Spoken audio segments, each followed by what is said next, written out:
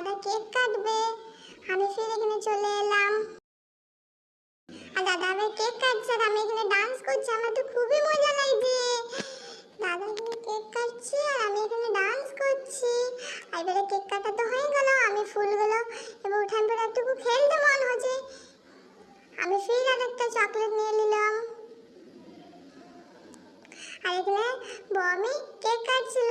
আমি তো এখানে নিতে চলে এলাম। বমি আমাকে দিল না বলে আমি আর খেলাম না রাগে। আমি এখান থেকে চলে গেলাম। আর যেহেতু আমাকে একটু ভালোবেসে বমি ফির দিতে এলো, তো আমি এবারে নিয়ে নিলাম আর আমি এবারে খেয়েছিলাম। যেহেতু বেশি রাগ করতে না ছোট বাচ্চাকে।